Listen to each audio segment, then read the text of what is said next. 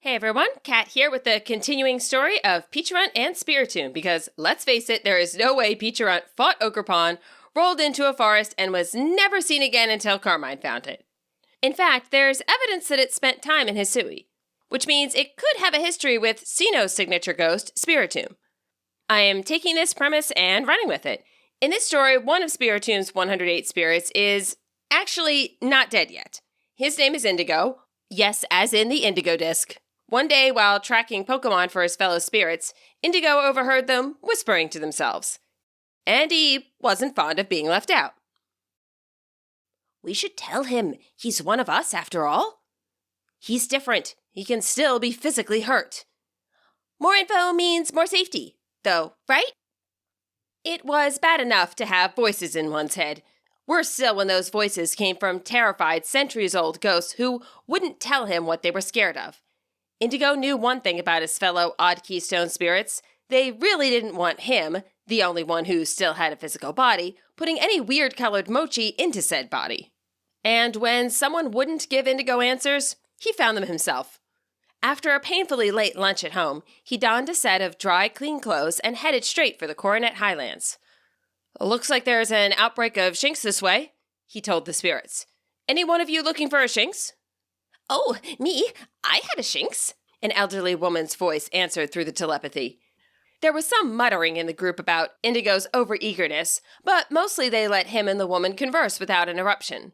Her name was Benita, and if Indigo would be so kind as to locate the Shinx outbreak, she would identify the nearest relative of her old companion. To make the catch easier, she'd make it glow a bright, sunshiny yellow. It was quite possibly one of the quickest requests Indigo ever filled. Which was a good thing, because the space-time distortion appeared directly afterwards. Its iridescent surface glistened in the setting sun, though from this distance, it more resembled a strange, pulsing rainbow. Thought I sensed one on the way, Indigo thought as he whipped out his flute and summoned Braviary. The ride Pokémon could be finicky in the best of situations, but in this case, he needed the speed. The ghost grew more uneasy the closer he got.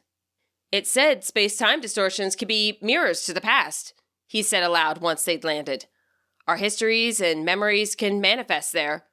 I wonder, if we go in together, will I learn what the group of you have been hiding from me? A cacophony rose in his mind as several dozen spirits expressed their disapproval at once. But Benita's voice spoke above them and quieted them down. If you don't, I'll tell you myself. Or at least what small pieces Shinx and I can remember. Go, child. Learn what you can. Indigo stepped forward. A strange fog blossomed into his face. The outside world became muted. Indigo had the strange sensation that he was stepping into someone else's mind. A Pokemon's mind? The woods were filled with dangerous things at night. Creatures that ran back and forth and nearly trampled her. They roared and clashed, testing their strength against one another.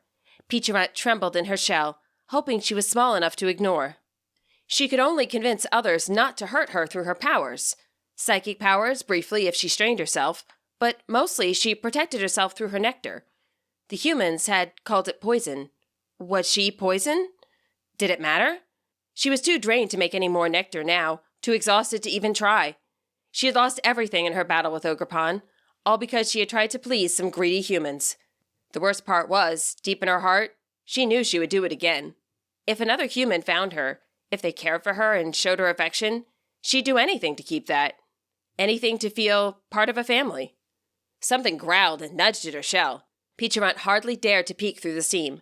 She psychically reached out and connected their thoughts, hoping they could bond enough to avoid a confrontation.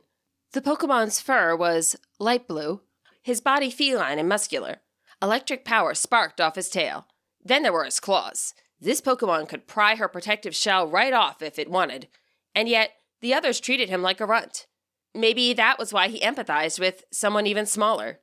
Ever so gently, he lifted Pecharunt in his maw and carried her away from the deep woods, where Pokemon loved to fight.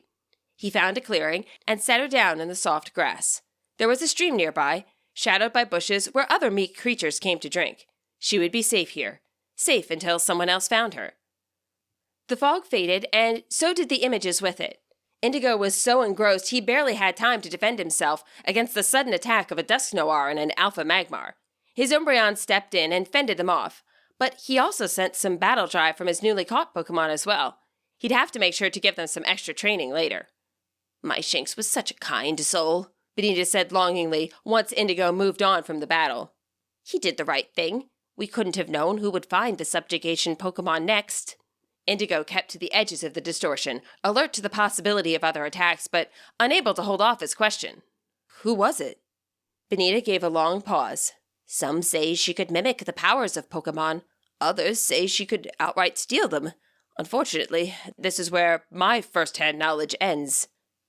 As her words echoed in his mind, the space-time distortion faded, and the world returned to normal. Indigo was left with a strange ache in his chest. Was it a side effect of this Pecharunt's memories, as felt by Shinx?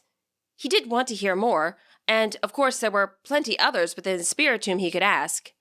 But first, he really wanted to go home and see his family.